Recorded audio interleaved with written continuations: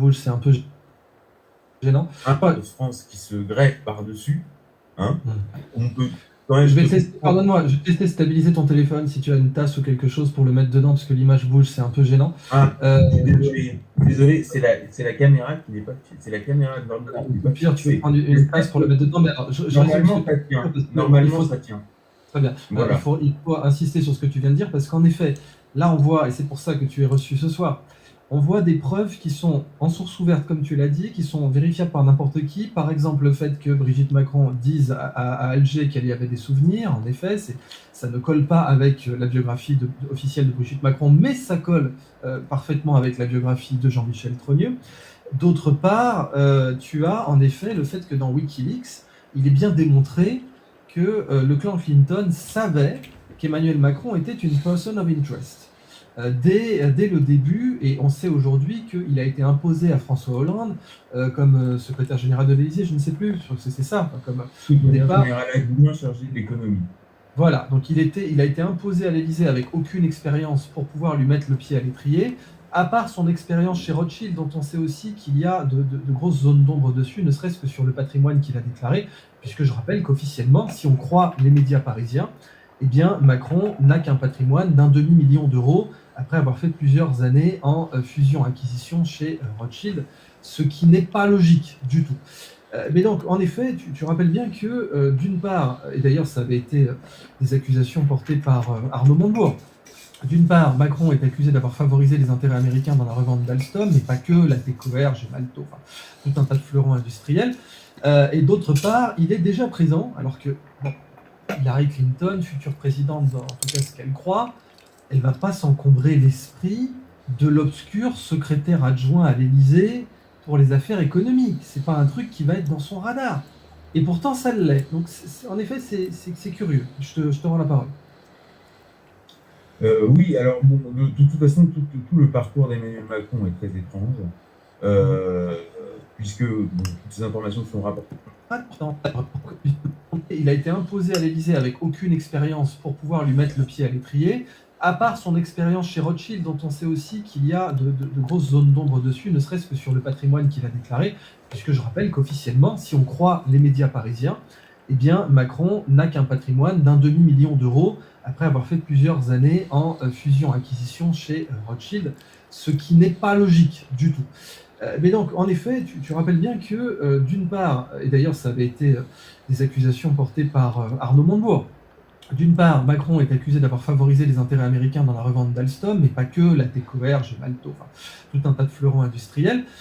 Et d'autre part, il est déjà présent, alors que bon, Hillary Clinton, future présidente, en tout cas ce qu'elle croit, elle ne va pas s'encombrer l'esprit de l'obscur secrétaire adjoint à l'Élysée pour les affaires économiques. C'est pas un truc qui va être dans son radar.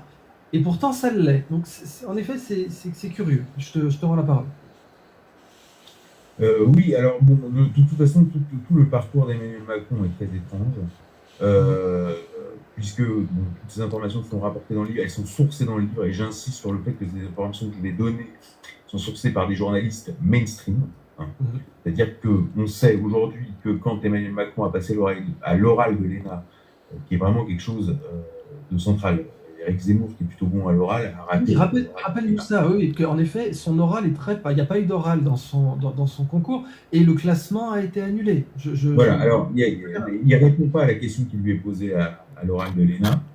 Aujourd'hui, ceux qui étaient présents refusent de parler à la presse. On est toujours face à ce problème de refus du cas Emmanuel Macron, comme si c'était vraiment un personnage extraordinaire.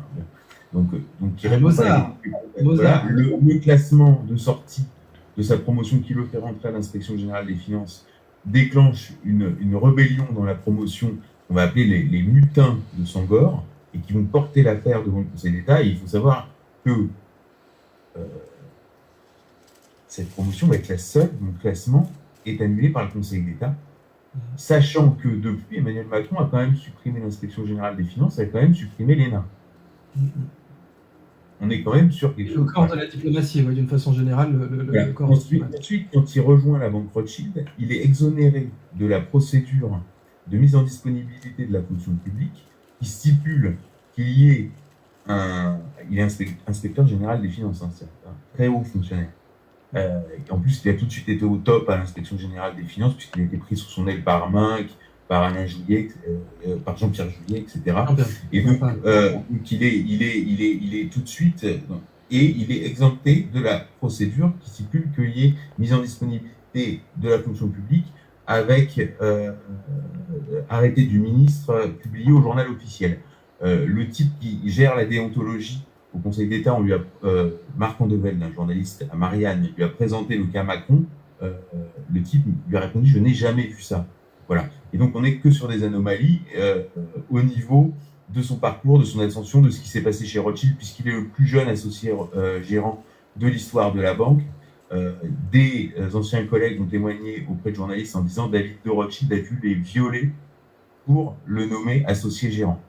Puisqu'effectivement, il n'avait pas les compétences, il ne savait pas ce qu'était qu'un EBITDA. Voilà. Pour situer où on en est. Les témoignages racontent en réunion, dès que Macron prenait la parole, tout le monde rigolait en disant « Tiens, encore une bourde de Macron ».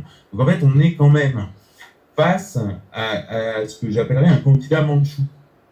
Oui, voilà. Ça c'est très important, explique-nous ça, parce qu'en effet, c'est ce que reprend... Alors, je vais refaire un résumé pour notre audience. Donc, tu insistes sur ces preuves circonstancielles qui sont indépendantes de tes recherches et qui sont vérifiables par n'importe qui. La déclaration de Brigitte à Alger disant qu'elle y a des souvenirs, alors que Brigitte Macron, dans la version officielle, n'a absolument aucune raison d'avoir été en Algérie et n'y a jamais été dans ce qui est dit.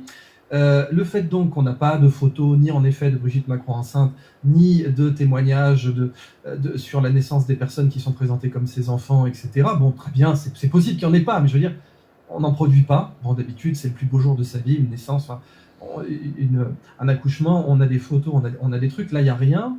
Et puis, l'autre élément, donc, c'est le professeur Patrick Buy, spécialiste de la féminisation des visages masculins, décoré de la Légion d'honneur, et qui paraît dans Closer à la suite, vraisemblablement, d'une revanche de Mimi Marchand, un point extrêmement important.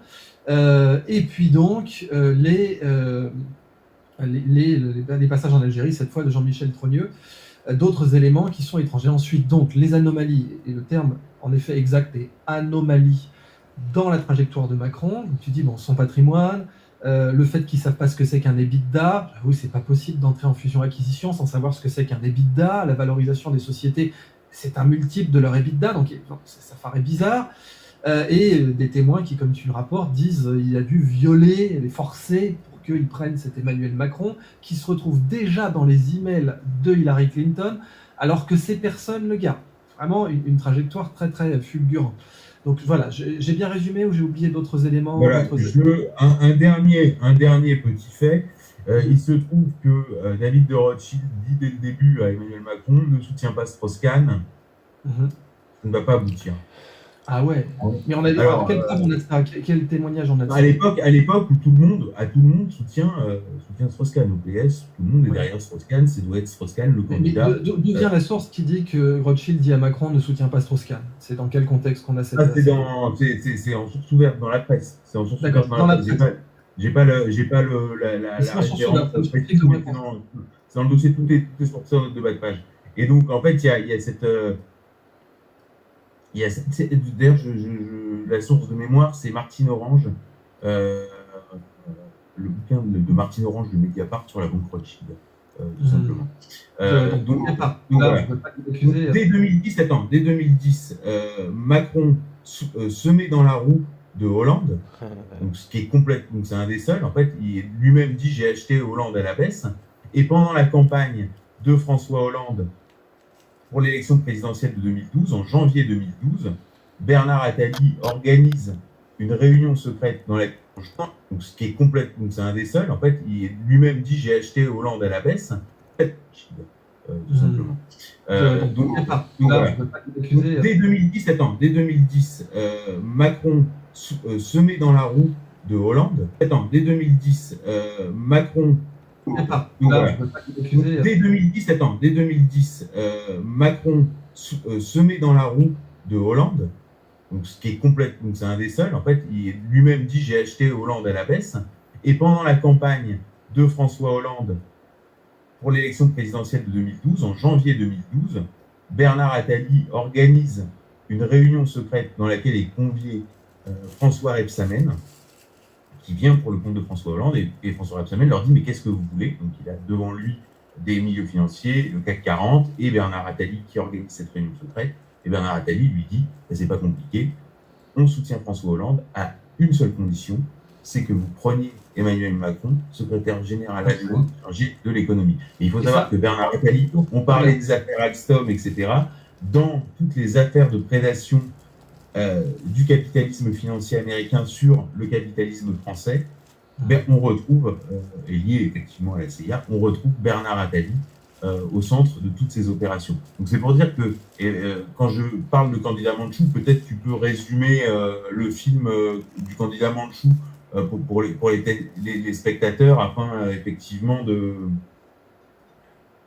préciser. Ouais, ok. Mais ça, c'est un point important parce que, en effet, on va terminer là-dessus avant de passer aux questions du chat. Oui, alors on rappelle en effet qu'il y avait un panneau concernant les prises d'otages du Hamas en Israël. Que ferais-tu si Jean-Michel était pris en otage? Bien sûr, un panneau concernant les prises d'otages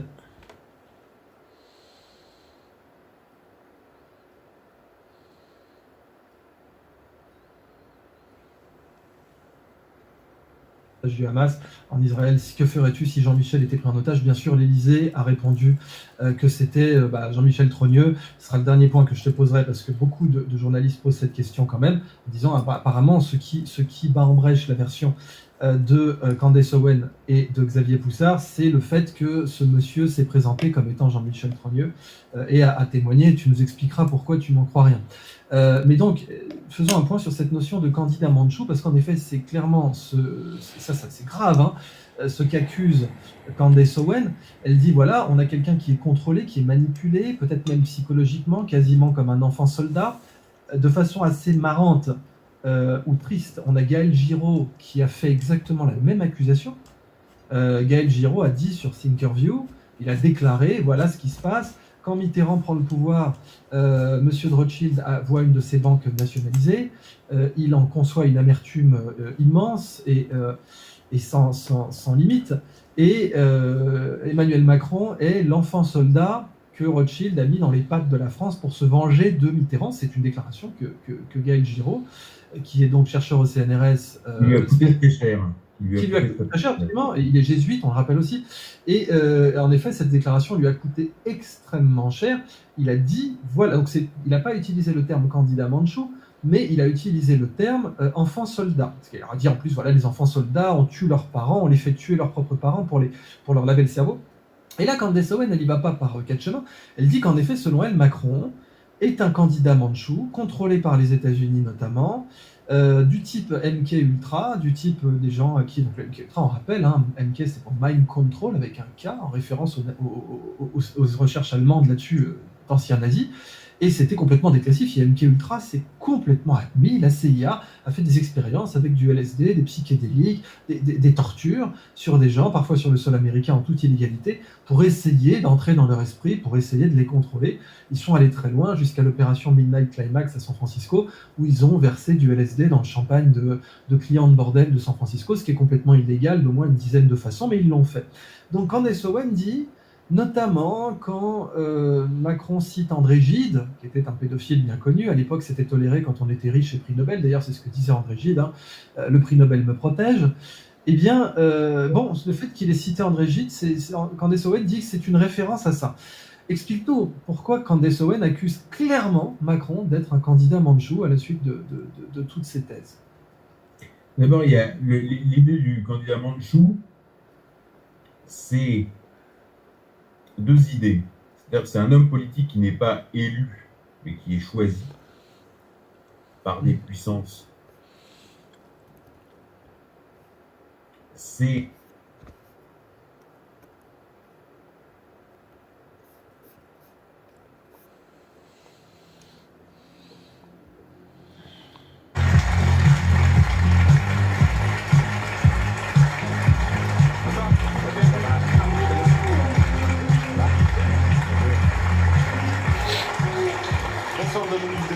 bienvenue sur le plateau de Quotidien. Voici une partie de l'équipe et le public. Vous êtes aujourd'hui l'homme politique préféré des Français. C'est pas moi qui le dis, c'est un sondage récent de l'IFOP qui le dit. On le voit là. Vous faites aussi, vous êtes devant Édouard Philippe, Michel Barnier, Jean Castex et Bruno Retailleau. Vous faites aussi salle comble à la Sorbonne, on va le voir, dans une ambiance de concert de rock. Vous effectuez un comeback fracassant et vous préparez de plus en plus ouvertement votre candidature à la prochaine présidentielle, ce que confirme le numéro de Marianne qui sort demain avec cette hymne qu'on voit là, Villepin en route vers l'Elysée. On va parler de tout ça, mais d'abord, bien sûr, la situation internationale, l'Ukraine qui a accepté hier la proposition américaine d'un cessez-le-feu de 30 jours. La Russie de Vladimir Poutine qui ne réagit pas, si ce n'est de dire ce matin, ne précipitons pas les choses. On comprend quoi? Vous comprenez quoi? On comprend d'abord que c'est une partie de poker. C'est un accord en blanc qui a été signé et accepté par les Ukrainiens. Avaient-ils le choix? Au lendemain de ce qui s'est passé dans le bureau ovale, Volodymyr Zelensky était sommé d'accepter. La pression américaine était trop forte. La pression américaine extrêmement forte et puis aussi peut-être le plaisir tactique de renvoyer la balle aux Russes, qui évidemment vont jouer, taquiner cette balle, mais qui sont beaucoup plus avancés dans la négociation que ne l'est Volodymyr Zelensky.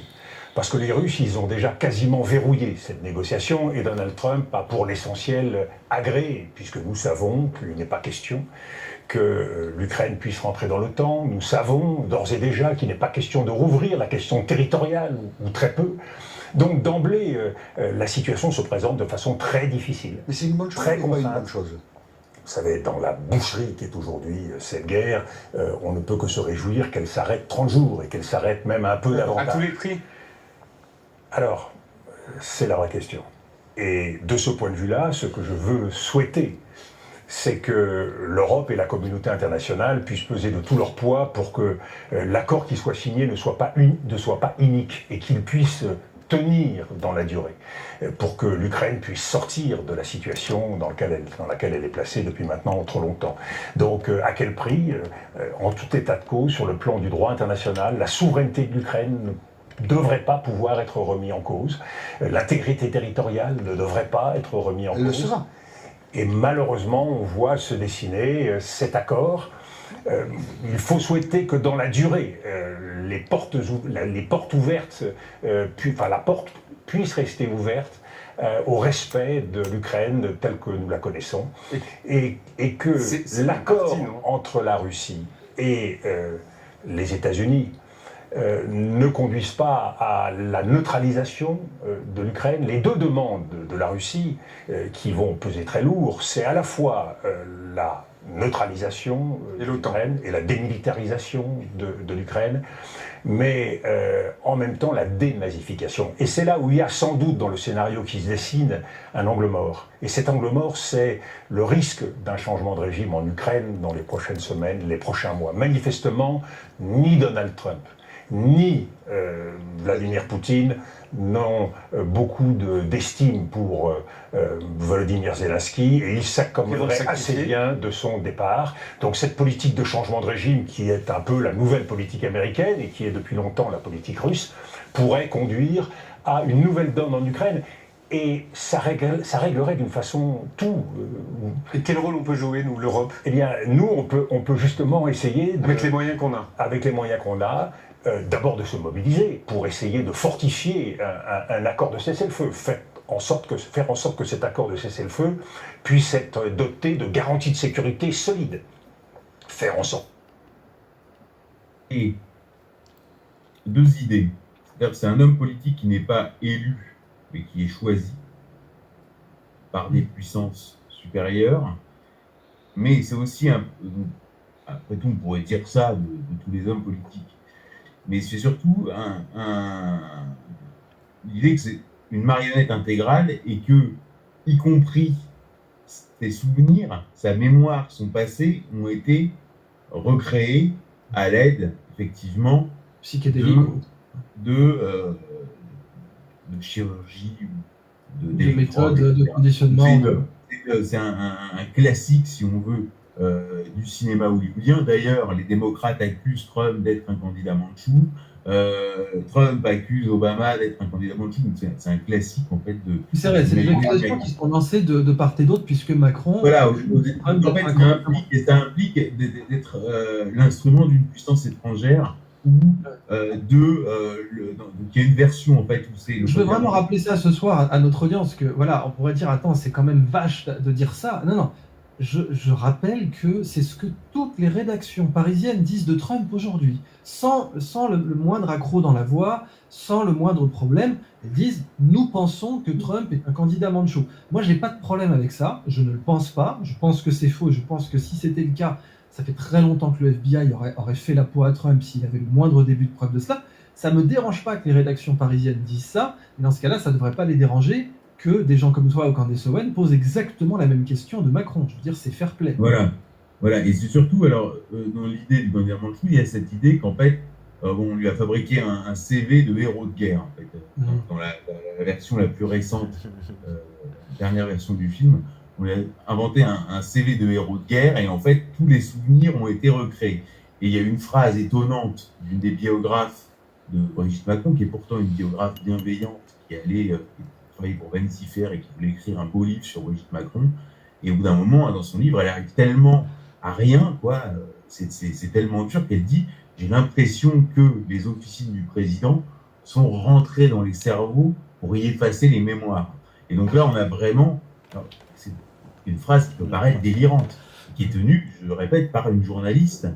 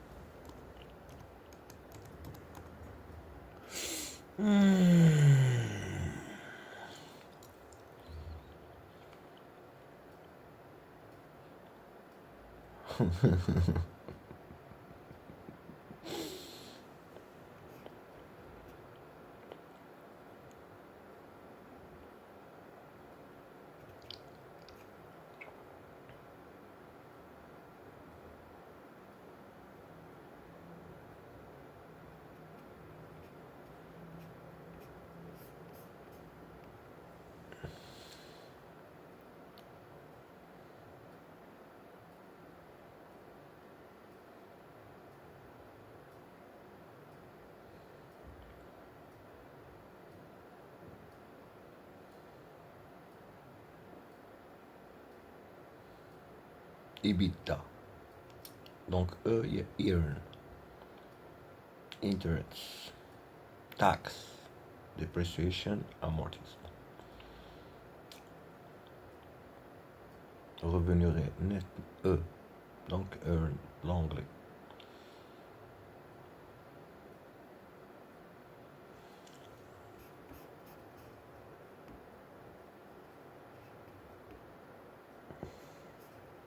Earnings before interest, taxes, depreciation and amortization.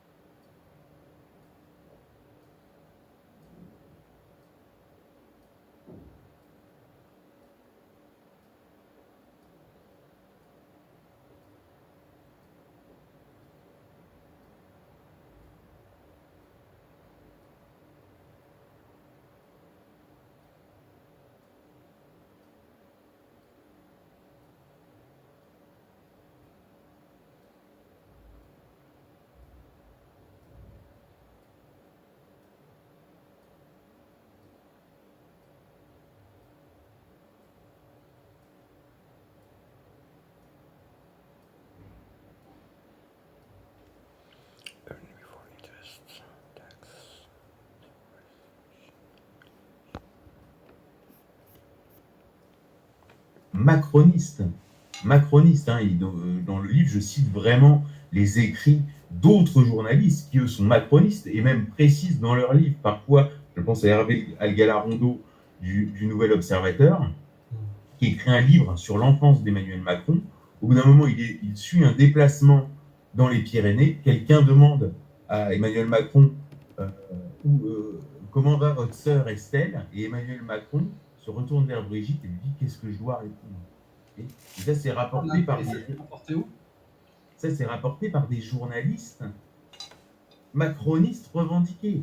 C'est-à-dire que tous les jours, c'est ça que vraiment que j'explique dans le livre, c'est que c'est pas un truc de un type qui se met à délirer tout seul dans son coin. C'est que c'est une affaire vraiment étrange et qui, pour le coup, justifie que Donald Trump, qui a tout vu dans sa vie, va effectivement garder un dossier. Voilà. Alors, on avait une autre question qui était la question de l'homme qui a été présenté comme étant... Oui, voilà. En effet. Alors, juste avant que tu répondes à celle-là, juste un point, tu as dit, parce que je veux vraiment que tout soit clair pour notre audience, tu as dit, selon toi, alors je sais qu'il y a des choses sur lesquelles tu ne peux pas t'exprimer, mais tu as dit quand même, bon, quand Complément d'enquête fait un dossier sur un chef d'État africain, on sait que ça vient de l'Élysée.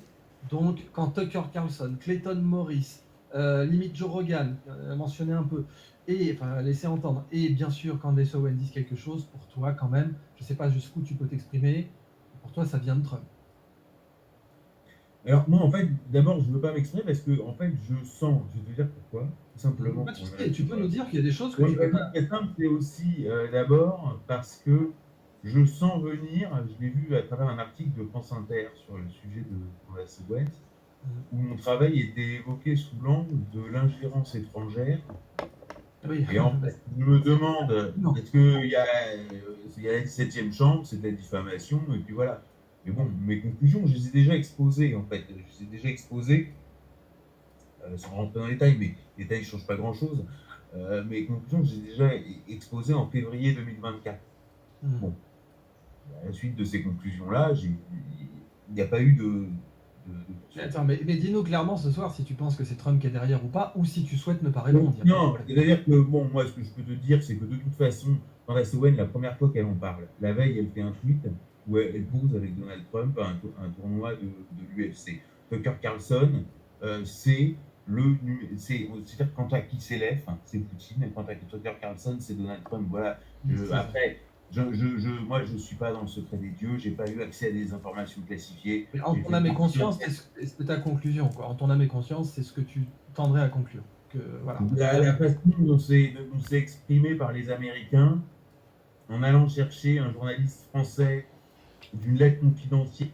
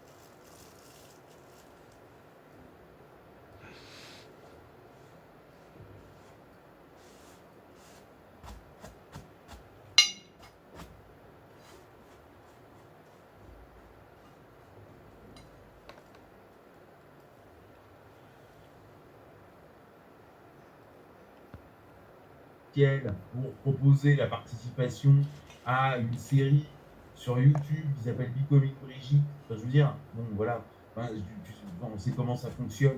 Enfin, c'est très inhabituel déjà que les Américains fassent quelque chose avec des étrangers sur un Exact. sujet étranger, etc. Bon, on voit que Donald Trump a ce dossier, on voit qu'il y a des choses qui interviennent dans des allusions qui interviennent quand il y a cette rencontre à la Maison-Blanche, etc. On voit que Macron semble ne pas tenir ses engagements. Et là, le coup près, Tucker Carlson. Voilà, ensuite, moi, Non, mais c'est très clair. Je veux dire, mais je veux dire, comme si tu veux, ce qui me pend au nez, ça va être en fait que je suis ingérence étrangère. Et ça, c'est le grand truc de Macron. Enfin, si tu veux. intelligence avec une puissance étrangère. Quand Macron, il est face à Marine Le Pen, il lui dit « Mais vous avez été financé par une banque russe ». Donc ça veut dire qu'en fait, Macron, alors que lui, Macron, il n'a aucun lien avec aucune banque. Hein. Il a été financé par qui et pour accomplir les intérêts de qui. Donc en fait, c'est le grand truc d'Emmanuel Macron, c'est-à-dire qu'il accuse tout le monde d'ingérence étrangère, pour cacher Alors que lui a été financé par KKR. au milieu de la figure et qu'il est tenu par tous les bouts du slip par des puissances étrangères. Je vous signale qu'on parle de l'Algérie, mais y compris le rapprochement avec le Maroc se produit à la suite du scandale Pegasus. Je signale que le Maroc 360, qui est un média proche du palais, a aussi fait allusion à la transsexualité de Brigitte. Ah oui, c'est vrai, ça c'est un point très Voilà. important. Donc, en fait, c'est un point très important. on a des allusions israéliennes, on a des allusions russes, on a des allusions algériennes, Il manque que les Chinois. des Américains. Enfin voilà, et la seule Tu as question. tout à fait raison. Alors, attends, là, pareil, c'est évident pour toi, mais il faut vraiment insister là-dessus. En effet, Maroc 360 est un média proche du palais. En effet, j'avais complètement zappé ça. Ils ont en effet fait une allusion à ça. Ça, c'est à tout à fait. moitié homme, moitié femme, qui est vraiment Macron, personne. Ouais. Tout était vraiment salé quand même. Hein. Oui, on sentait un langage des oiseaux un peu partout. En effet, c'est pire. En tout cas, c'était bien plus violent que le Say hello to your beautiful wife. Ça, c'est clair. C'était un message qui était. Et bien, on se rappelle que Trump a fréquenté beaucoup de mafieux, c'est un fait, dont Vincent Gigante, le légendaire qui s'est fait passer pour fou pendant 30 ans et qui était le parrain de la famille Genovese. Donc, ce genre de phrase, tu sais, comme dire He's a friend of us, he's a friend of mine, ou servir le vin à table, tu sais, Michael Frances rappelle, donc quand tu as une table, si tu sers le vin comme ça veut dire que c'est un ami, si tu sers le vin comme ça veut dire que c'est un ennemi, c'est quelqu'un devant qui tu ne peux pas parler. Bon, toutes ces choses-là sont connues. Donc oui, cette déclaration de Maroc 360, elle n'est pas anodine du tout. Je suis d'accord que côté algérien, il y a aussi des vraies questions qui se posent. Donc en réalité, on a l'impression que les seuls qui n'étaient pas au courant, c'était le peuple français, quoi, comme d'habitude. En France, c'est très compliqué. En France, je sais pas comment dire. En France, c'est une chape de plomb. Tu te rappelles de la blague d'Arnaud de sa mère chez Michel Il y Drucker? a une blague d'Arnaud de sa mère. Il y a des allusions à un monde à lire dans les dîners en ville de très longue date. Voilà. Donc il y a d'ailleurs, tu vois, moi mon enquête, elle est ouverte en fait. Elle n'est pas là. Elle apporte des conclusions. Mais si tu veux, elle ouvre sur d'autres questions. C'est-à-dire qui savait, dans quelles conditions, qui a vraiment repéré Macron, quel est son niveau d'antériorité, c'est-à-dire à partir de quand est-ce qu'il a été, je dirais, programmé. Le Wall Street Journal, en 2017, avait parlé de l'ascension programmée d'Emmanuel Macron. Oui, tout à fait. Ouais. Le calculated right, l'ascension programmée. Donc c'est des termes qu'on retrouve vraiment. En fait, c'est un personnage très étrange. Et donc en fait, moi je suis avec une espèce de. J'essaye de manœuvrer un 33 tonnes qui est la chape de plomb du silence en France. Et je m'appuie, donc je produis une enquête qui est la plus complète possible. Et je vois que voilà, c'est repris en Russie, c'est repris aux États-Unis, et pas par des gens, pas par des blogueurs, d'obscurs blogueurs, mais par des gens qui sont.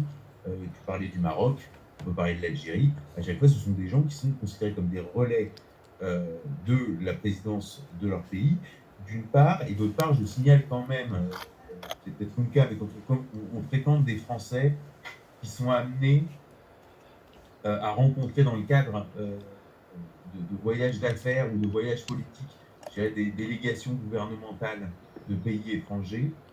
Je veux dire, aujourd'hui, cette affaire sape complètement la crédibilité de la France. Ouais, c'est clair. Je dirais en Afrique, en Asie, au moins en Afrique et en Asie. Je dirais au moins en Afrique et en Asie. Mais en vérité, à peu près partout. Et aujourd'hui, Emmanuel Macron n'est pas n'est plus quelqu'un de crédible sur la scène internationale du tout, et en particulier pour ces questions de vie privée, puisqu'on se dit quelqu'un qui n'est même pas capable de répondre à des accusations et qui s'en perd, parce qu'en fait, il semble s'enliser. Il est comme pris dans un sable mouvant avec cette affaire. Plus il se débat, plus il coule. Et donc, en fait, imaginez un président africain qui voit ça, qui se dit, mais c'est qui ce type? Et donc, on est quand même dans le monde arabe, en Asie, en Afrique, et la Russie et les États-Unis. On est d'accord d'ailleurs que ce niveau de perte de crédibilité n'aurait même pas pu arriver du temps de Sarkozy ou du temps d'Hollande avec ses escapades en scooter.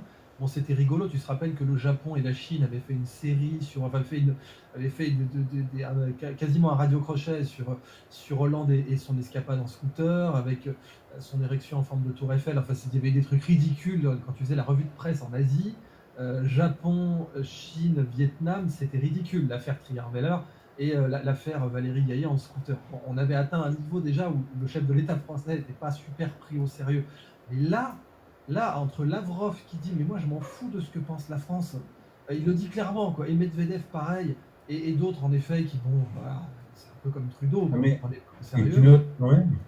Tu notes quand même que plus il y a un effondrement et une perte de crédibilité, plus la presse française nous explique qu'Emmanuel Macron est replacé au centre du jeu européen et qu'il a replacé l'Europe parce qu'en fait son destin, je parlais de son ascension programmée, en fait il est programmé pour quoi Emmanuel Macron? Il est programmé pour être le président de la future Europe fédérale. C'est ça. En fait, c'est pour ça qu'en fait il détruit la République. C'est quelque chose d'extrêmement particulier, c'est-à-dire qu'on observe quand même que tout ce qui avait fait la République, qu'on soit pro-républicain ou anti-républicain, n'est pas la question. Mais on voit que les milieux pro-républicains ont vu Emmanuel Macron comme un sauveur de la République. Enfin, c'est quelque chose d'extrêmement particulier. C'est-à-dire qu'on observe quand même que tout ce qui avait fait la République, qu'on soit pro-républicain ou anti-républicain, n'est pas la question. Mais on voit que les milieux pro-républicains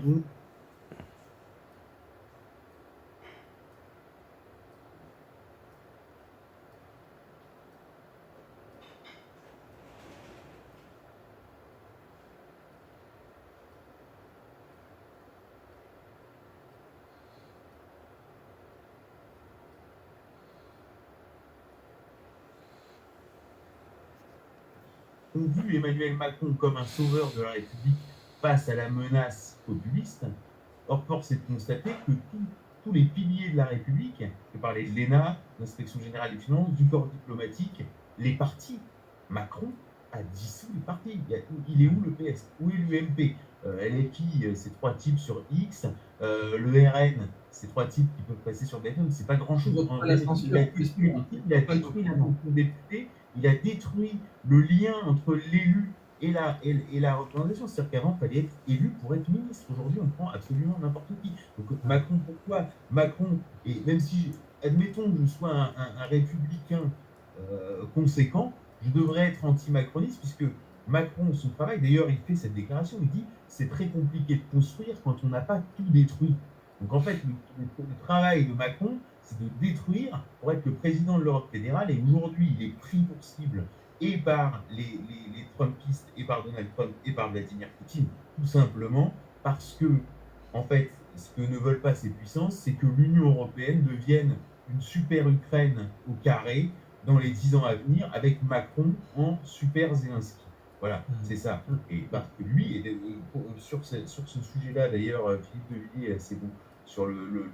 Lui rapporte des propos, bon, après les propos que rapporte Philippe de Villiers du off, il faut toujours à prendre avec des pincettes, mais c'est assez crédible, puisqu'en fait, Emmanuel Macron, vous pouvez le sourcer par, d'ailleurs, c'est le seul prix qu'il mentionne sur sa biographie au Rouge-Doux, c'est le prix Charlemagne du leader de l'Europe, du leader européen, qu'il mentionne, c'est le seul titre auquel il accorde une importance, c'est ce prix Charlemagne. Charlemagne, c'est le précurseur, si on veut, de l'Europe fédérale. Et à ça, j'ajouterai une phrase de Klaus Schwab, président du Forum économique mondial, qui en 2018, sur la RTS, en français avec l'accent suisse-allemand, effectivement, déclare Emmanuel Macron, c'est celui qui nous mène vers le monde d'après. Voilà. Donc, Et ça, c'est très important. c'est en ça c'est en ça qu'il faut comprendre l'intérêt c'est-à-dire le mélange de mépris et en même temps d'intérêt, parce que on peut mépriser un dirigeant, voilà, et se dire après tout c'est passager, parce que officiellement Macron ne sera plus au pouvoir en 2027. Pourquoi Poutine et Donald Trump, je veux dire, la France elle est hors radar en vérité, s'intéresse-t-il à un dirigeant qui normalement ne peut même pas se représenter dans 48 mois? Voilà. C'est bien qu'il y a un autre programme autour de cet individu. Voilà. Donc, voilà. Moi, ensuite, je lis mes conclusions. Je n'ai pas accès à des documents classifiés. Je n'ai pas sollicité d'autorité de pays étrangers. Candace Owen est un média indépendant. Je suis un média indépendant et nous avons fait une collaboration en win-win sur un dossier entre deux individus indépendants qui ne sont pas des acteurs étatiques. J'insiste là-dessus. Dans l'opération Becoming Brigitte, il n'y a pas d'interférence d'acteurs étatiques. Alors, merci. Donc, vous avez vu les pièces, vous avez vu les éléments, ils sont en source ouverte. Vous pouvez vous y référer. En effet, donc le tout dernier point, on garde le meilleur pour la fin. Qui est, selon toi, cette personne qui a été présentée comme Jean-Michel Trogneux et qui a été présentée comme mettant fin à tout débat et qui, je crois d'ailleurs, est responsable de la condamnation de Natacha Ray, même si je n'ai pas suivi tous les détails de ce procès? Alors ça c'est un point intéressant. Alors d'abord, il faut comprendre que quand on s'intéresse à Jean-Michel Trogneux, il y a Natacha Ray s'intéresse via la photo de famille et elle découvre qu'il n'y a rien sur ce frère. Moi, je l'avais découvert dans les statuts des sociétés et j'avais découvert qu'effectivement, c'était le seul membre de la famille qu'on avait effacé. Je découvrirai d'ailleurs plus tard que toute sa vie tous les éléments relatifs à sa vie ont été effacés de la biographie de Brigitte Macron et que les éléments de la biographie de Brigitte Macron, certains éléments ont été décalés dans le temps, justement pour brouiller les lignes afin qu'on ne le retrouve jamais. C'est un tas caché, sachant que la biographie de Brigitte Macron avait beaucoup insisté sur la famille Trogneux, puisque Macron étant invendable, en fait, en vendant les Trogneux aux Français, notamment via Paris Match, en fait, on vendait une histoire d'une famille de province, d'artisans, et une famille respectable, une famille d'artisans de province qui était beaucoup plus vendeur qu'un énarque qui faisait des fusions-acquisitions chez Rothschild. Bon, donc ce frère a été effacé et en 2021, quand quand je pose pour la première fois la question, est-ce que Brigitte c'est Jean-Michel Trogneux, on nous dit, alors par l'intermédiaire d'un journaliste qui s'était proposé de débunker, des gens à Amiens vont lui dire mais non, mais qu'est-ce que vous allez chercher là? Jean-Michel Trogneux existe, c'est un petit gros. Bon. Moi, en fait, d'abord, pour revenir sur la genèse de ça, j'avais dans mes contacts quelqu'un qui avait été en colocation avec Jean-Jacques Trogneux et qui est un de ses meilleurs amis. Et Jean-Jacques Trogneux est le fils de Jean-Michel Trogneux. J'appelle ce gars et je me suis dit, bon, au moins là, on va être fixé. Et donc ce type qui est le meilleur ami du fils de Jean-Michel Trogneux me dit, mais attends, c'est marrant que tu me parles du père de Jean-Jacques Trogneux, parce que Jean-Jacques Trogneux ne m'a jamais parlé de son père. Et maintenant que tu me le dis, je me rends compte que c'est comme si c'était un tabou. Mais tu l'as déjà vu en photo, t'as déjà... Il me dit, mais non, machin. Et il me dit, bon, laisse, je vais réfléchir, je te rappelle. Et il me rappelle sur un tout autre ton. Il me dit, si, Jean-Michel Trogneux existe, c'est un petit gros, il habite 14 rue des Vergeaux. Et il semblait réciter quelque chose, comme s'il avait fait une gaffe en premier entretien téléphonique. Voilà. Ensuite, c'est un petit gros. Bon. Ensuite, un journaliste qui est là pour débunker l'affaire, se fait présenter par Amiens. À Amiens, on lui dit non, c'est un individu qui est à l'investiture, et cet individu, c'est Jean-Michel Trogneux. Et donc, on lui montre effectivement un type qui a une allure de petit gros. Donc, pour l'instant, on a une identification qui est fournie par Jonathan Moada. Et cette personne, pardonne-moi, a présenté son certificat de naissance ou ses documents d'identité, c'est identifié comme tel. Mais non. En fait, le point central, c'est qu'en fait, l'Élysée le laisse dire. C'est-à-dire que pour l'instant, il n'y a jamais rien vu d'officiel de dire ce type-là est né Jean-Michel Trogneux le 11 février 1945 à Amiens. Il n'y a même si tu veux, dans l'assignation qu'ils envoient à Nashville à Natacha Ray, Hmm. ils ne disent pas lui c'est Jean-Michel Trogneux, ils disent la journaliste du Nouvel Observateur, Emmanuelle Alison, a identifié cet individu comme étant Jean-Michel Trogneux. Hmm. Et là, quand Ah oui, d'accord, donc c'est vraiment... lire le livre d'Emmanuelle Alison pour voir qu'elle ne dit pas du tout ça. C'est-à-dire qu'on lui dit Jean-Michel Trogneux existe, c'est un petit gros, il joue à la manie dans tel bar, vous pouvez aller voir, donc on la guide, elle rentre dans le bar, elle essaye de poser des questions au gars, et le gars se casse. Voilà. Donc en fait, il n'y a aucune identification qui n'est produite devant la justice. Je veux dire, ce type-là ne s'est jamais présenté de façon officielle, n'a jamais présenté un seul document d'identité attestant qu'il était... Encore moins à la presse. Donc, alors, encore je conclue. Donc moi, j'avais pas d'a priori. On avait la photo de famille où il y avait Jean-Michel Trogneux, et puis on avait ce petit gros. Donc moi, je vais pas dire c'est ça ou c'est pas ça à partir de 2 photos. Alors, qu'est-ce qu'il est devenu, ce monsieur, entre-temps? Comme je t'ai dit, je vais recouper. Donc en fait, je suis remonté simplement. La question, c'est alors c'est qui Jean-Michel Trogneux? Donc je remonte la vie de Jean-Michel Trogneux et je récupère au total 8 photos.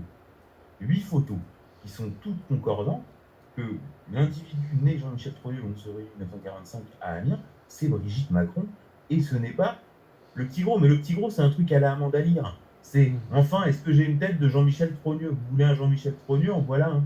Voilà. Mais je veux dire, ça n'a pas de réalité ni journalistique. Je veux dire, c'est très intéressant puisque quand les Macron essayaient de porter plainte contre Candace Owen, une plainte où ils auraient pu faire de l'argent parce que les diffamations aux États-Unis, c'est plus compliqué à engager, mais une fois que c'est engagé, l'argent, vous pouvez en faire gros.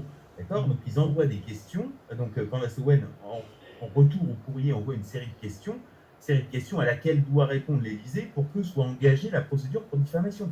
Et dans les questions, elle dit « Je veux bien croire que cet individu est Jean-Michel Trogneux, mais je veux bien le croire. Mais à ce moment-là, fournissez-moi des pièces d'identité et des photos de lui dans le passé, dans les années 80, avec sa sœur, etc. » Et bien, les avocats de Brigitte Macron n'ont pas répondu. Et ensuite, à l'AFP, au lieu de dire « Bon, bah, on laisse tomber la procédure », ils ont dit « Oh, bah, on n'a pas reçu les questions. » Alors que les questions, avec la liste de répétition et tout. C'est ce qu'a dit Régis de Castelnau. Je veux bien travailler, je veux bien qu'on me mène en bateau. Ouais, je veux bien travailler à identifier des Grolandais, quoi. Parce qu'en fait, c'est un Grolandais, le mec. Donc, je veux bien travailler à identifier des Grolandais.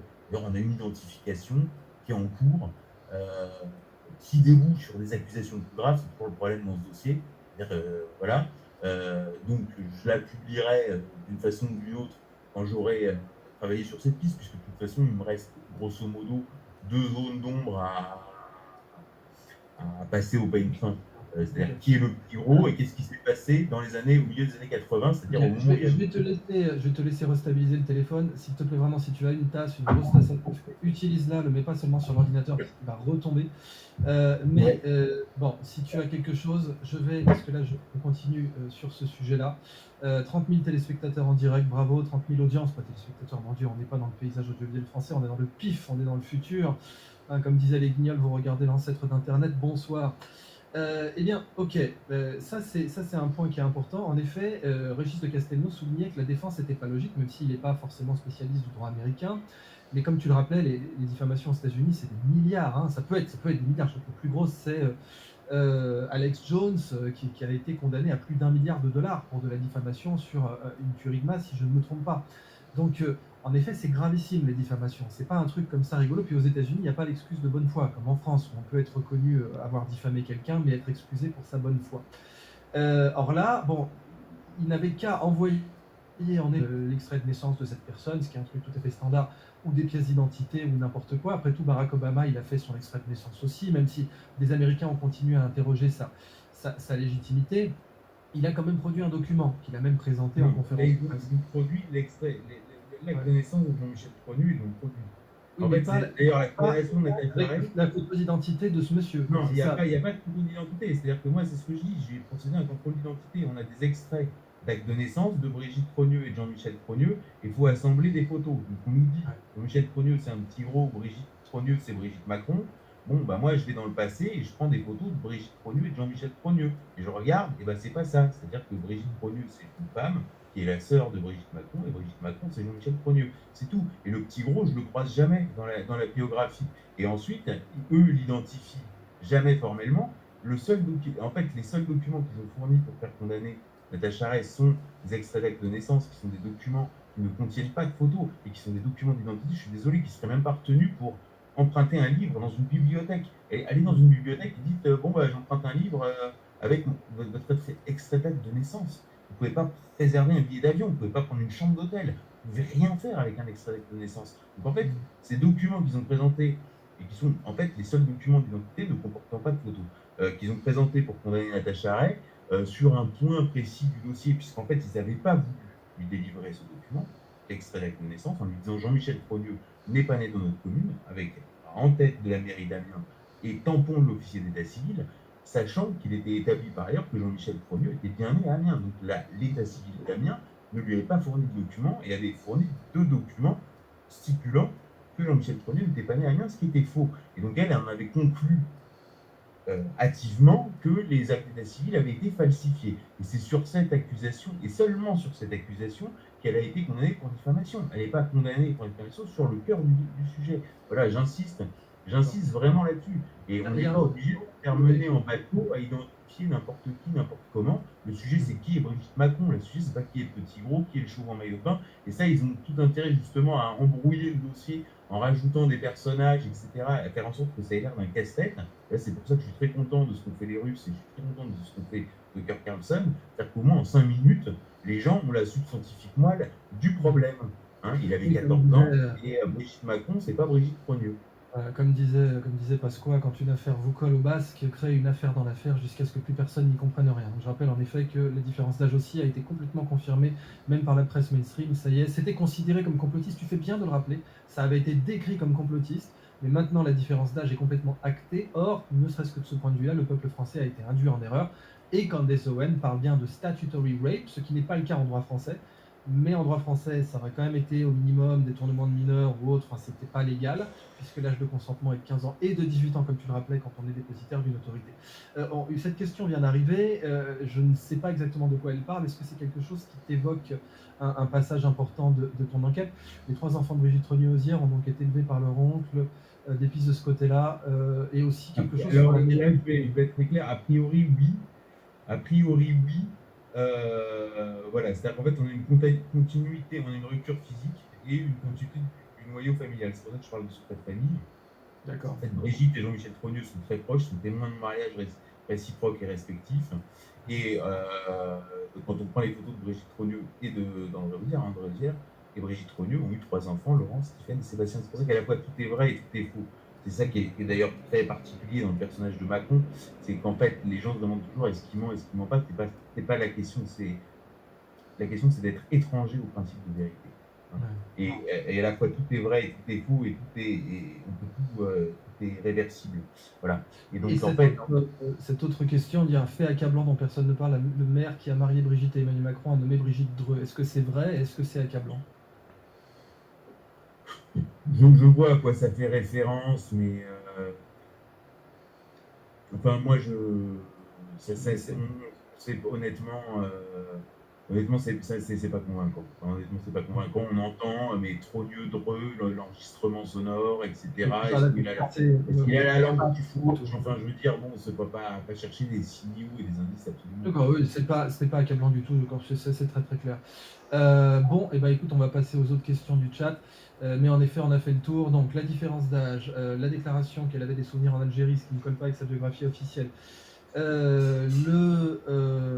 d'autre? Alors, attends, j'ai plutôt en tête. Oui, bien sûr, oui. Surtout, lire le livre, Devenir Brigitte, qui, je redis, se lit comme un roman policier, qui permet de se faire une idée en son âme et conscience. Hein. Moi, j'ai pas écrit ça. En policier, mais je t'interromps. C'est pas de la fiction. Pardonne-moi, Xavier. C'est-à-dire en policier, je sais que c'est flatteur, mais c'est pas de la fiction. D'accord. Hein, non. Voilà. Tout est à partir de la presse mainstream. En fait, il y a quand même ce parti pris éditorial, c'est-à-dire que vraiment tout est sourcé avec de la presse mainstream et des documents qui sont disponibles dans des centres d'archives ayant pignon sur rue, c'est-à-dire archives municipales, archives départementales, Bibliothèque nationale de France, archives de congrégations religieuses du type jésuite, Sacré-Cœur de l'Enfant Jésus, les Ursulines, etc.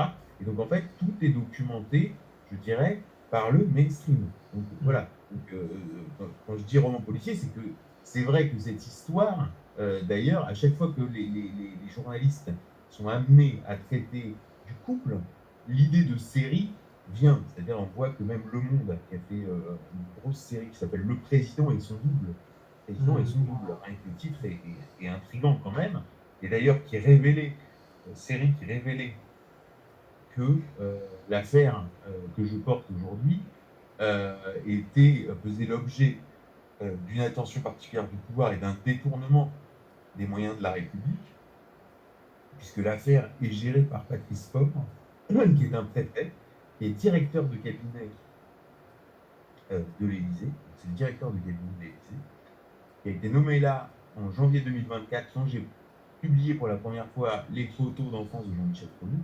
On ne comprend pas pourquoi. Et donc, il gère ça en liaison avec le cabinet militaire de la présidence de la République. C'est dans Le Monde. Ah, c'est Alors, je ne peux pas faire plus voilà, avec le cabinet militaire de la présidence de la République et les avocats de Brigitte. Voilà. Donc, mettez en relation. Voilà, c'est plusieurs choses qu'il faut. C'est une vision à 360 degrés qu'il faut avoir. On a une affaire de dossier Trump. On a une accusation. Brigitte Macron, c'est son frère, qui est quand même a priori n'importe quoi. On a des proches de Trump qui relaient cette accusation que n'importe qui proférerait à propos d'un autre serait discrédité dans la minute. Eh ben non, c'est pas discrédité dans la minute, c'est porté par des relais de Donald Trump et c'est géré à l'Élysée par le directeur de cabinet en liaison avec le cabinet militaire de la présidence de la République qui font pression sur la justice. Donc voilà, c'est cette vision-là. C'est pour ça que moi, c'est ça. On a une autre question, s'il te plaît, sur le fait, alors je ne sais pas si c'est vérifié, je la prends comme elle arrive, je ne sais pas si c'est exact. Cet auditeur nous dit que sur des documents officiels de la banque Rothschild, il serait indiqué que Macron serait né à Paris et non à Amiens. Est-ce que c'est exact? Oui, c'est tout à fait vrai. C'est-à-dire qu'en fait, quand vous prenez la documentation, vous vous procurez tout simplement des bordereaux enfin des documents internes de la banque. Ouais, anomalie, c'est le terme le plus rigoureux. Anomalie. Absolument. Voilà, une anomalie que je ne m'explique pas, mais il se trouve qu'Emmanuel Macron n'est pas né à Amiens. Alors, ce qui est étrange, parce que par exemple, dans sa fiche d'inscription à Sciences Po, Emmanuel s'appelle Emmanuel Jean-Michel Frédéric Macron. Emmanuel Jean-Michel Frédéric Macron. Donc là, dans sa fiche d'inscription à Sciences Po, il est bien né à Amiens, mais il a oublié de marquer Jean-Michel et ça a été rajouté au feutre noir par l'administration. Donc on a une anomalie sur ce document. Ensuite, sur la banque Rothschild, on a nommé associé gérant très tôt. Donc c'est un cadre de la banque, parce que l'associé gérant, on ne fait pas plus haut. Donc c'est un cadre de la banque. Vraiment, Xavier, sans déconner, fixe-le bien. Fixe-le bien, prends le temps. Prends le temps. C'est ça, sérieusement. Alors, est-ce que il est bon? Ça me semble. Voilà. Donc, en fait, dans ces documents-là, il est inscrit comme étant né à Paris et non pas à Amiens. Voilà. Donc, en fait, on a quand même des anomalies sur des documents que je mentionne. Je ne tire pas de conclusion sur des anomalies dans les documents. Par contre, il y a des anomalies qui sont plus convaincantes et qui sont répétées. C'est-à-dire qu'en fait, ce qui marque l'importance d'une anomalie, c'est si elle est répétée. Par exemple, dans les documents relatifs à Véronique Dreux, qui a été l'épouse de Jean-Michel Trogneux, dans des documents notariés et des documents fiscaux que nous sommes procurés récemment, donc des documents notariés et fiscaux, son mariage avec Jean-Michel Trogneux, qui devrait être mentionné dans ces documents-là, a été tout bonnement effacé. Voilà, donc en fait, c'est le genre de choses qui sont effectivement mentionnées. On va réduire une dernière fois les anomalies. Donc, on ne compte pas celle de la mairie, parce qu'en effet, ce n'est pas significatif. Par contre, en effet, l'anomalie du lieu de naissance chez les Rothschild, c'est une petite anomalie, mais bon, accumulée, ça devient quelque chose, c'est comme pour une intégrale.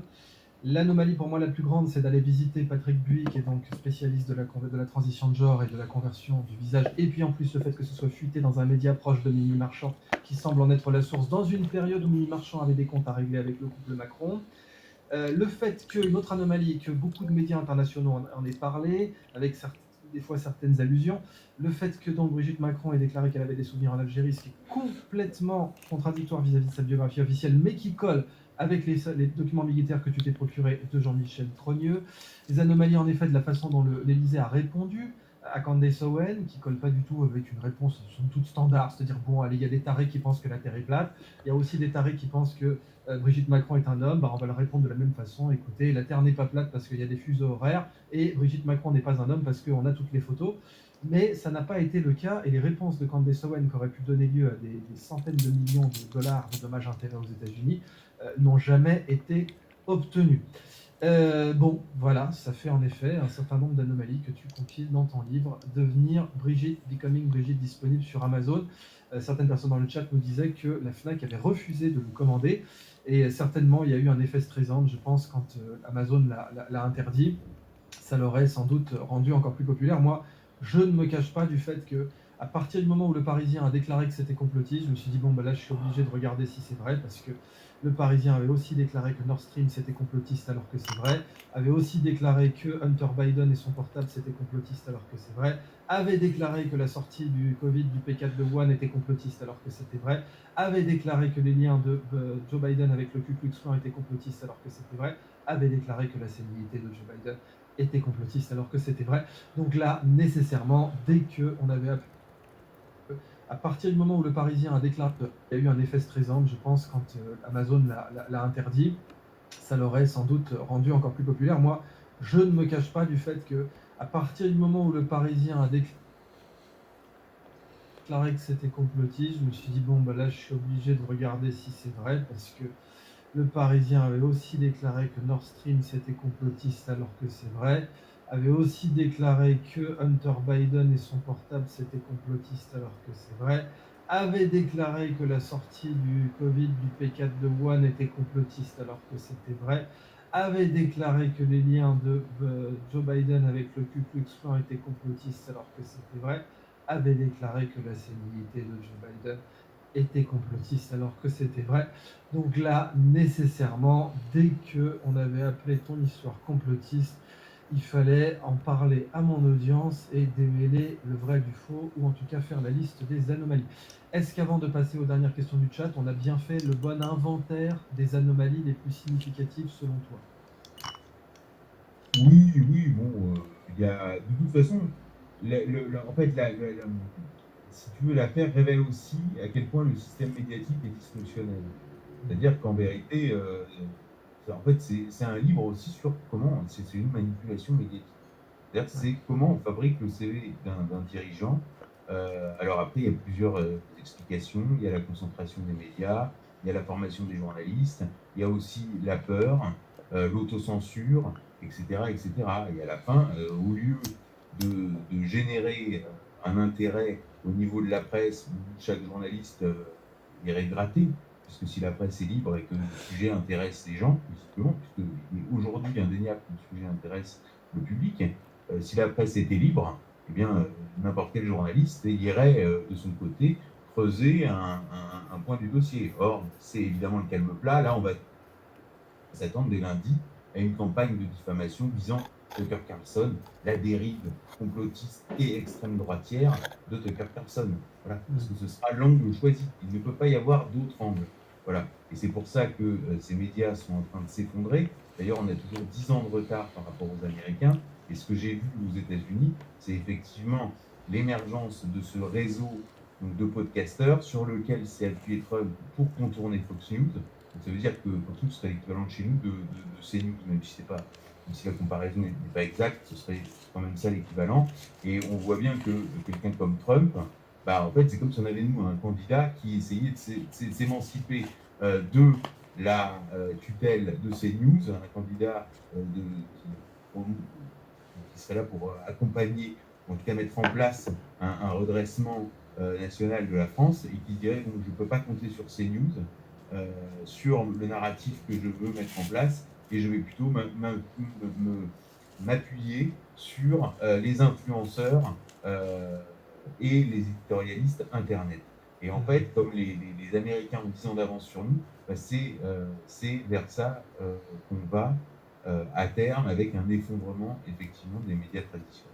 J'oublie un dernier point. En effet, Candace Owen relève aussi que la mère d'Emmanuel Macron, Françoise Noguès-Macron, est bien officiellement une spécialiste des transitions de genre, dont elle était pionnière en France, et que plusieurs témoins ont confirmé avoir eu recours à ces C'est services. une information qu'on a trouvée, nous. C'est-à-dire qu'en fait, le journaliste dont je parlais du Nouvel Observateur, Al Galardo, qui avait travaillé sur l'enfance d'Emmanuel Macron, qui a produit un livre juste hallucinant. C'est impossible d'avoir quelque chose sur l'enfance d'Emmanuel Macron. En plus, il y a des choses hallucinantes. C'est-à-dire qu'il n'y a pas seulement Gide sur le portrait. C'est-à-dire que pendant son enfance, les seules choses qu'on sait, c'est qu'il aurait été cloîtré chez sa grand-mère, qui lui aurait fait lire Le Roi des Aulnes de Michel Tournier, qui est la Bible de la littérature pédophile. Le Roi des Aulnes de Michel Tournier, Gide et Le Roi des Aulnes de Michel Tournier, les ouvrages que sa grand-mère avait laissés en partage, selon la formule consacrée. Donc en fait, on est un type que, soi-disant, a grandi chez sa grand-mère à lire des bouquins pédophiles. Donc c'est ça qui nous est raconté. Donc nous, moi je creuse. Voilà, pédophile, on peut pas aller jusque-là. Le Roi des Aulnes reste considéré comme... Non, Le Roi des Aulnes, c'est un roman et très explicitement, et c'est un classique de la littérature pédophile, puisqu'il est question des fesses, des enfants qui chantent, enfin, il y a des passages très explicites, et c'est même... non, vraiment, dans la nomenclature officielle, c'est un livre explicitement pédophile, Le Roi des Aulnes. Et quand on va creuser sur la famille, on va découvrir, au bout d'un moment, une audition à l'Assemblée nationale dans laquelle intervient un trans, Sylvain, qui est devenu Sylvain Delesfort, et dit « J'ai été suivi par le docteur Françoise Macron, médecin conseil à la Caisse nationale d'assurance maladie. » Je me renseigne sur ce cas-là et je trouve un article du Monde où le médecin conseil de la Caisse dit « Voilà, je me suis occupé de plein de cas. » Donc je me dis « Tiens, c'est drôle, en fait, la mère de Macron s'occupait du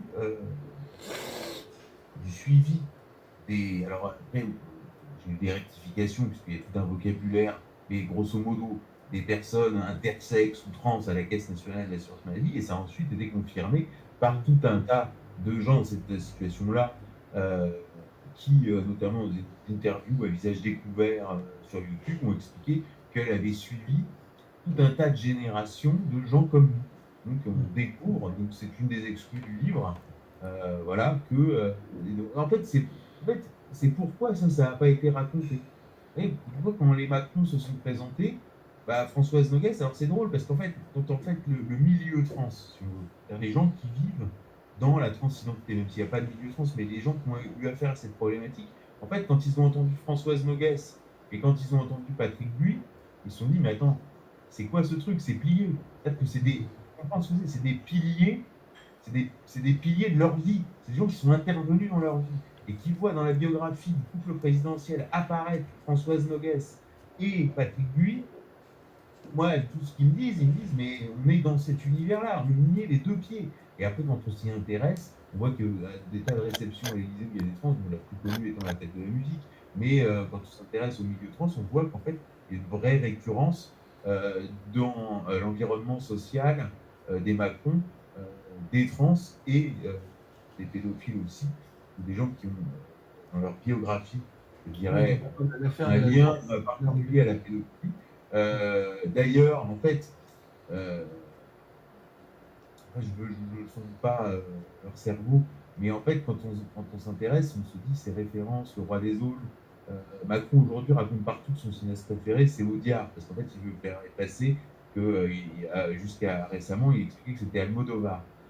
Quand on s'intéresse au cinéma d'Almodovar, la transsexualité est présente. La question, c'est la pédophilie, l'homosexualité, pédophilie, transsexualité. C'est ça les trois piliers du cinéma d'Almodovar. Voilà, donc en fait, c'est leur univers. C'est leur univers. C'est ça qu'il faut vraiment comprendre. C'est leur univers. Et en fait, pourquoi ça n'a pas été présenté comme ça aux Français? Pourquoi ça n'a pas été présenté comme ça aux Français? Ça aurait pu être assumé. Aujourd'hui, je pense que ça vaudrait quand même le coup de percer l'abcès, de crever l'abcès, puisqu'effectivement, notre pays est devenue la risée des nations. C'est pareil, la cérémonie des Jeux Olympiques de 2024, la cérémonie d'ouverture, ne s'explique que par cet univers. C'est-à-dire que c'est cet univers-là que je viens de te décrire qui a été montré au public de façon assumée. Alors on ne comprend pas pourquoi ils assument tout, la fête de la musique à l'Élysée, les neiges, etc. Mais par contre, quand on leur dit, mais attendez, il y a des trans partout, il y a des allusions à la pédophilie partout, et est-ce que vous-même, votre histoire, on voit que c'est quand même la rencontre à 14 ans, et Brigitte, il y a quand même des questions qui se posent, alors là, ils se braquent. Alors, il faut savoir, soit on assume, soit on n'assume pas. Mais on ne peut pas être dans cet entre-deux qui devient profondément gênant pour l'image de On la dit France. que Brigitte Macron aurait déclaré que certains lame show, donc qui parlent en effet d'un homme travesti en femme, était son film préféré, c'est exact? Voilà, en fait, elle fait une référence, elle parle de Macron, et elle parle d'Emmanuel Macron, un journaliste, elle lui dit « Personne n'est parfait, nobody's perfect, certains aiment chaud, c'est un de mes meilleurs films. » Et la réplique « Nobody's perfect », c'est précisément la scène où il lui dit « Écoute, vrais enfants, je ne peux pas en avoir, nous en adopterons, mais je ne suis pas une vraie blonde. » Et elle enlève la perruque et elle dit « Mais je suis un homme. » Et là, l'autre répond « Personne n'est parfait. » Et c'est la fin du film. Il s'appelle Certains aiment chaud. Voilà. Donc c'est encore en référence, mais c'est voilà, tout leur univers c'est circonstanciel. Culturel tourne autour de ça. Ok, bon, on va passer aux questions du chat proprement dites, même si voilà, on devait faire le tour. Donc voilà, toutes ces anomalies, j'arrive même plus à m'en rappeler le nom, mais la mère de Macron, qui est spécialiste de la transsexualité et de l'accompagnement des transsexuels. Bien sûr, il y a les autres anomalies dans la biographie de Macron avec son salaire chez les Rothschild, etc. Mais bon, le passage de Brigitte Macron chez Patrick Buis, spécialiste de la transition de genre, les déclarations sur l'Algérie, la réponse concernant l'affaire Trogneux avec Candace Owens, la date de naissance et puis les preuves circonstancielles, des intérêts, de lecture, etc. Puis le fait qu'en effet l'écart d'âge était un mensonge, et je n'insisterai pas assez dessus, même si je l'ai dit 3 fois, je le redirai une 4e fois. La presse mainstream avait dit que l'écart d'âge était une théorie du complot avant de le confirmer. D'abord, il y avait le terrorisme intellectuel classique pour intimider les journalistes d'investigation en appelant ça complotiste, exactement comme par exemple pour l'affaire Epstein, qui était présentée comme complotiste aussi. Et puis, au final, ils ont dit oui, c'est vrai, il avait bien 14 ans et l'autre 39. Donc, en effet, rien que ça, c'était extrêmement grave. Bon. Rien que le début de la relation suffit pour prouver quelque chose. N'a-t-il pas eu une affaire de pédophilie qu'on a tendance à mettre de côté? On n'en sait rien, on ne sait pas s'ils ont eu des relations sexuelles. Ça, c'est un argument que j'entends maintenant. C'est-à-dire, on me dit est-ce que ça cacherait pas juste la pédophilie? Mais je veux dire, la pédophilie, d'abord, le terme, on ne sait rien, il se rencontre, il a 14 ans. Ça c'est factuel. Après, la qualification, Quelles sont les sources, pardonne-moi Xavier, quelles sont les sources qui déterminent que Macron a dit j'ai entamé une relation? Ça se sait comment? C'est dit? Non, mais si tu veux, il y a un moment donné, il y a des choses qui sont très basiques. C'est-à-dire qu'en fait, quand on présente Brigitte Macron dans Paris Match en 2016, c'est-à-dire qu'en fait, il y a toute une phase de présentation d'Emmanuel Macron qui va de 2012 à 2016. Et à ce moment-là, il y a Emmanuel Macron, mais il n'y a pas Brigitte. C'est-à-dire que Brigitte n'est pas montrée. Brigitte se montre assez tard. Elle se montre une première fois en couverture de Closer en septembre 2014. Ensuite, elle apparaît lors d'une réception officielle à l'Élysée en juin 2015. Et elle apparaît ensuite en avril 2016 pour la première fois dans Paris Match. Donc en fait, il y a quelque chose de gradué. Mais dans la période où elle apparaît pas, on dit qu'ils ont 20 ans d'écart et que lui a 17 et elle 36 et qu'elle est sa prof de français. Or, en fait, quand ils vont sortir Brigitte, c'est-à-dire en fait le moment, en fait, il y a 2 équipes de communicants qui vont se troubler.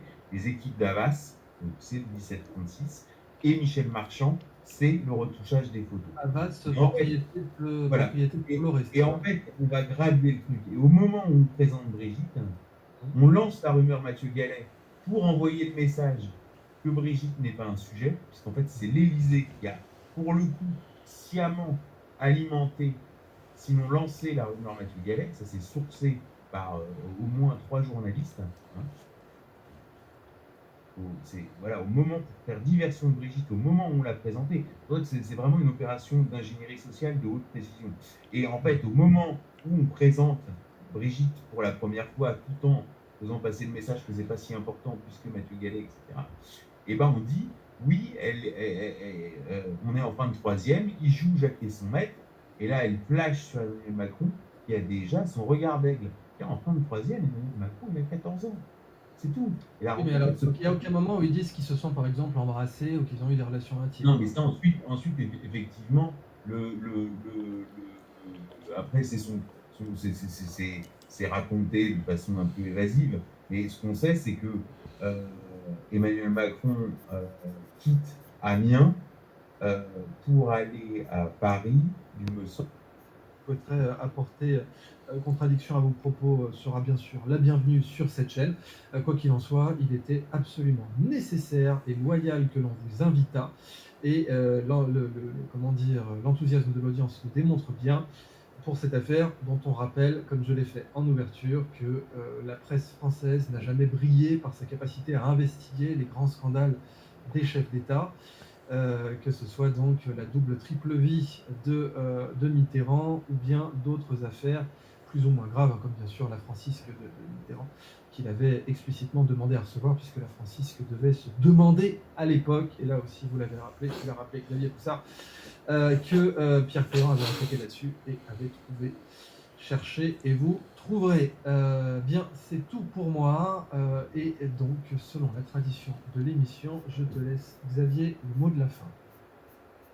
Et ben, le mot de la fin, c'est déjà merci de ton invitation.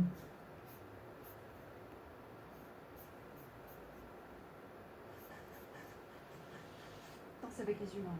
Pas de souci.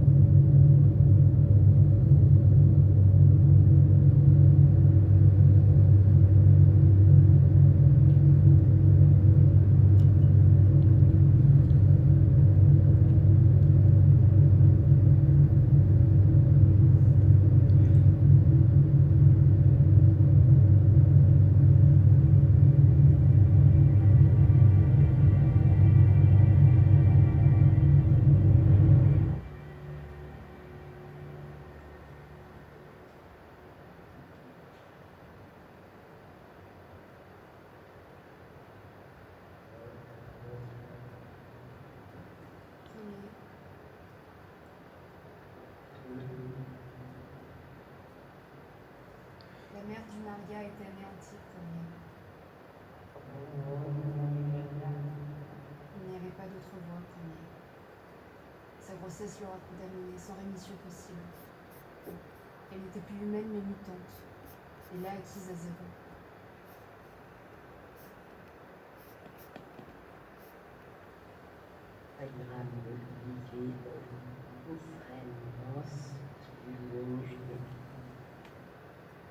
Tous vos soldats sont à cette œuvre.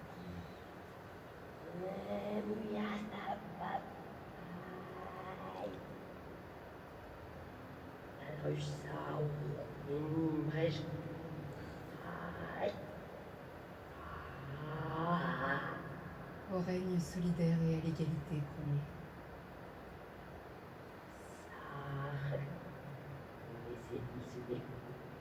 Beaucoup d'humains sont misérables, premier, et dévolus à la vulgarité.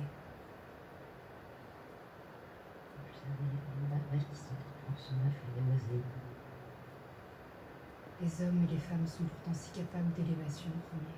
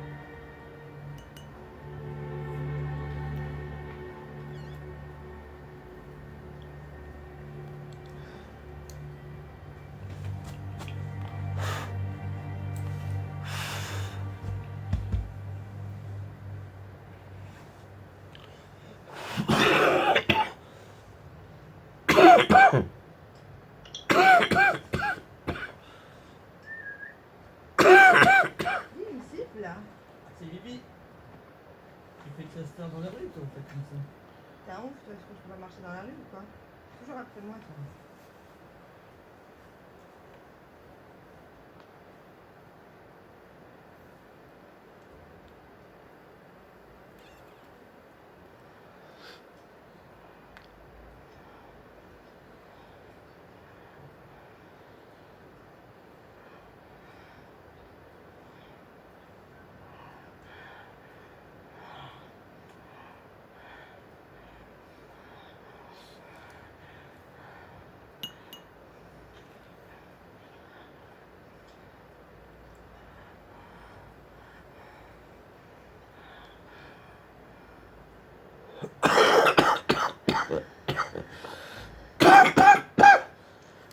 Putain que c'est bon.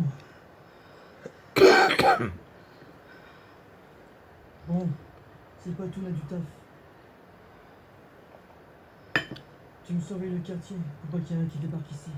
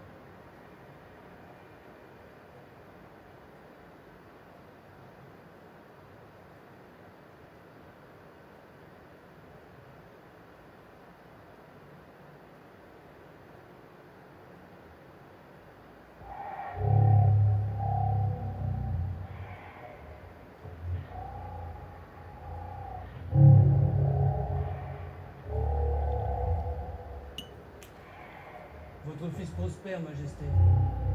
On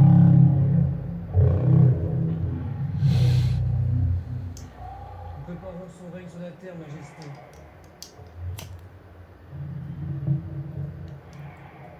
Le néant suprême advient.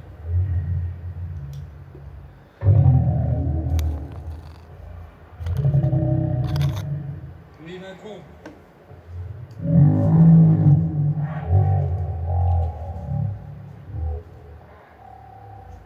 Les humains restent des humains, Majesté.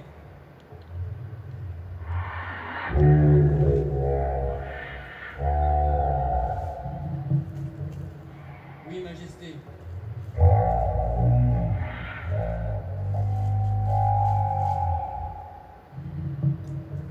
forces sont un ouvrage de la damnation des âmes humaines, Majesté.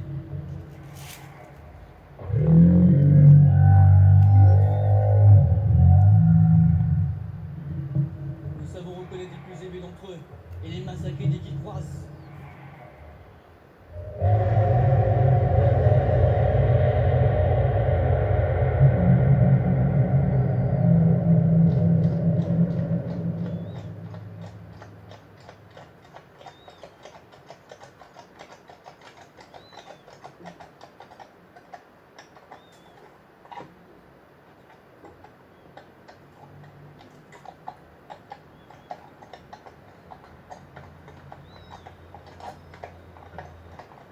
Allez, Johnny, tu fais du cheval maintenant?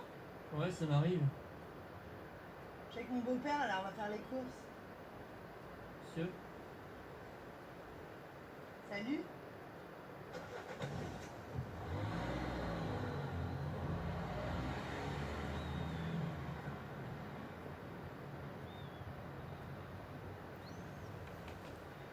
Jane, quand est-ce que tu m'emmènes? Je t'emmène Là-haut. Une sentinelle, ça reste sur le terrain opérationnel, on va dire. Mais tu m'avais promis, Jane. Mais c'est pas le moment, on va dire. On est là pour rester, nous. Notre exil est là, sur Terre, avec tous ces gens. Ouais, mais ces humains, ils sont pas top. Mais c'est soit ça, soit le néant. Tu préfères le néant, toi? À nous d'amender ces gens, Rudy.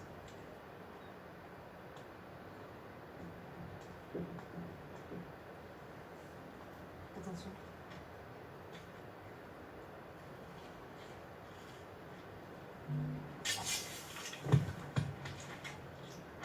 Putain, comment tu reconnais ces bêtes-là, toi?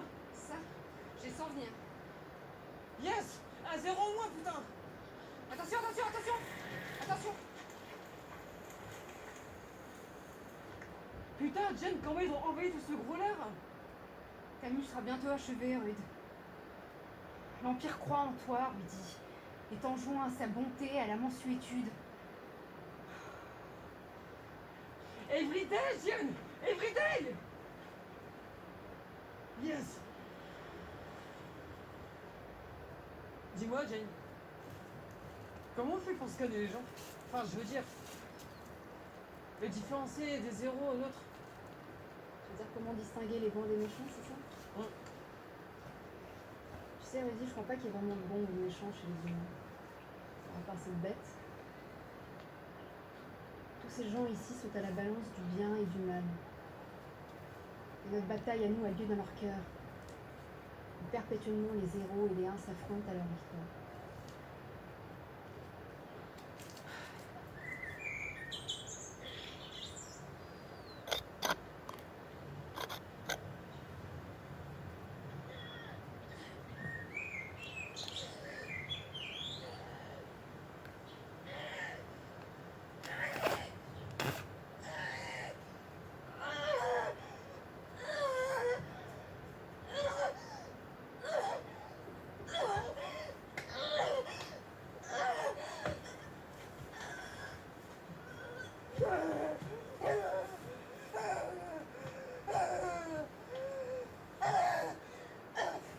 C'est l'un des nôtres, c'est tout.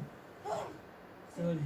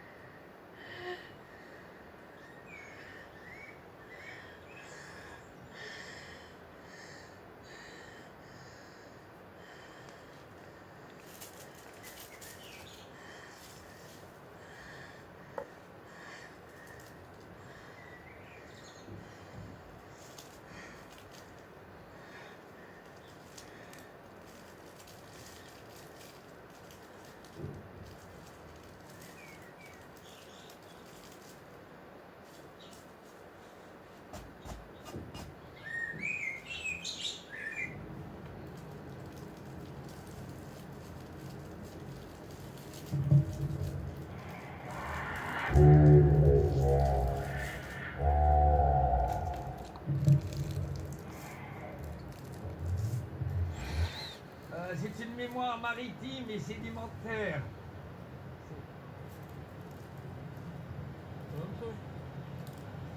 Oh.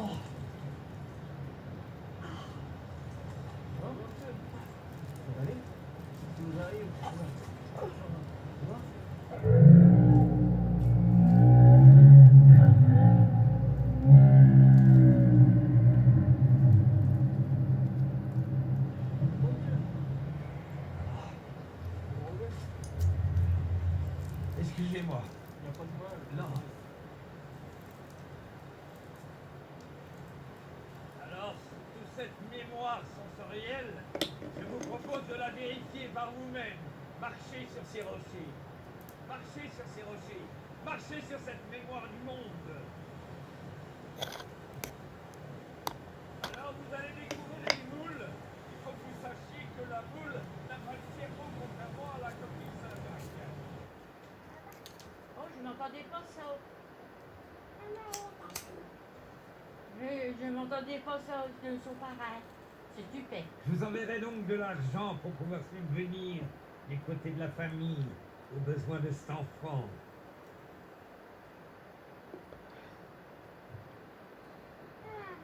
Merci. Je savais pas qu'il y avait un parrain à côté de sa femme. Ah oui. Je vous remercie beaucoup. Attention, tu vas tomber.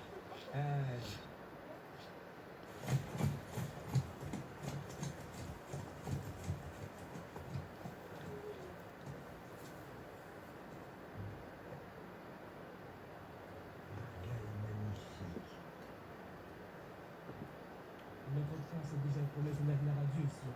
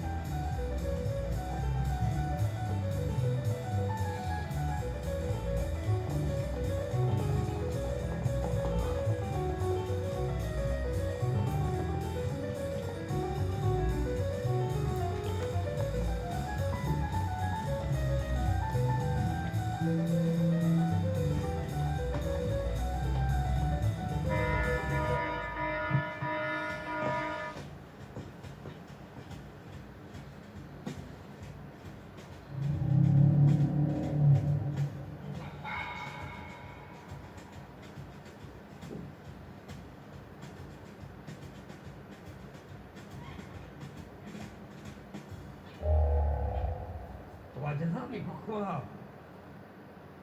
Quelles sont nos forces?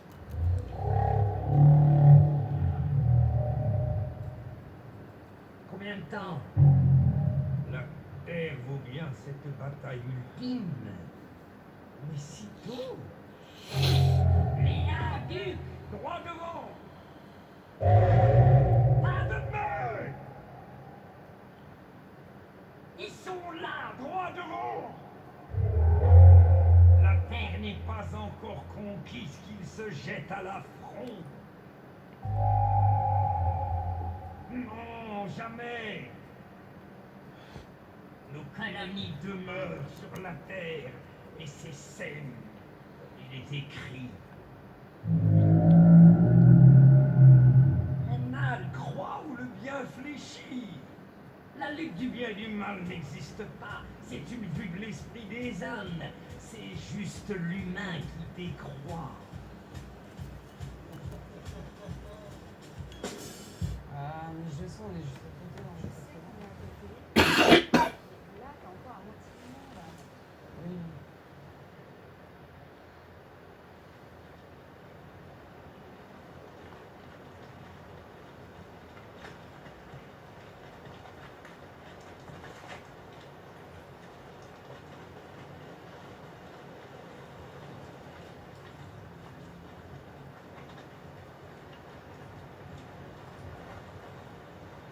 J'étais à 2 doigts de les avoir, putain. Tu méconnais la violence dont ils sont capables. T'es encore à moitié mort, Rudy, là, il t'exterminerait. Quand ils ont la force, on a la sagesse. C'est de battre en retraite.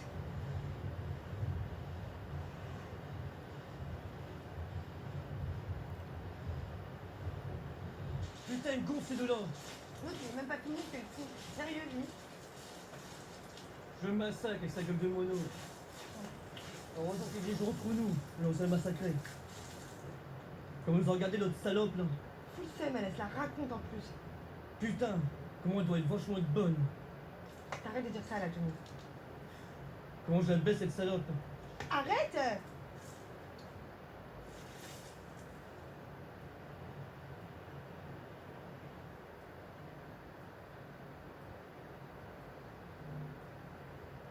Comme ça. Comme ça, et maintenant... Ah! Ok. T'as compris?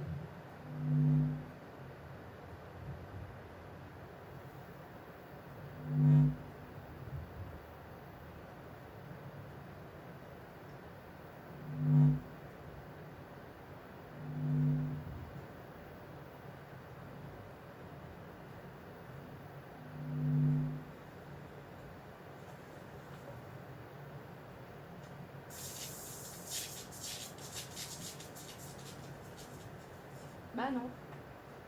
C'est pas ça. Bah ouais. Encore une fois, encore une fois, encore une fois, et on va y passer la journée. Allez. Bon, regarde-moi, Rudy.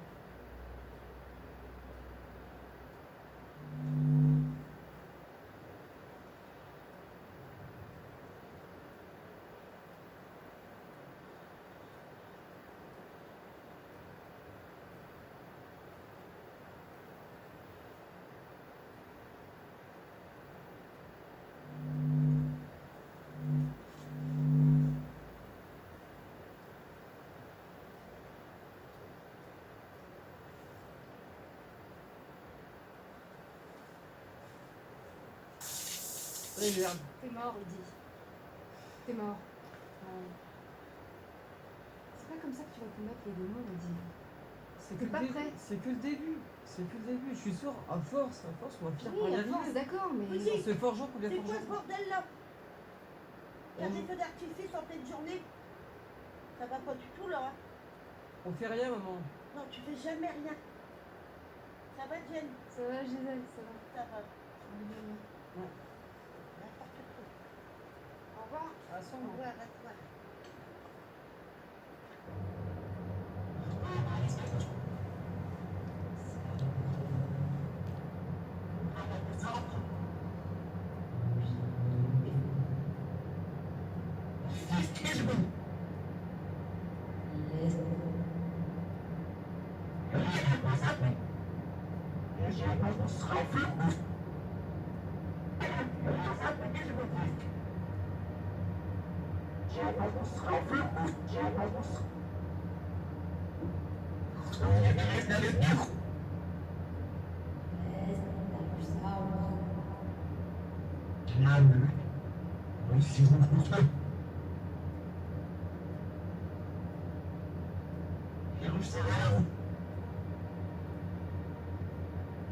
Yes,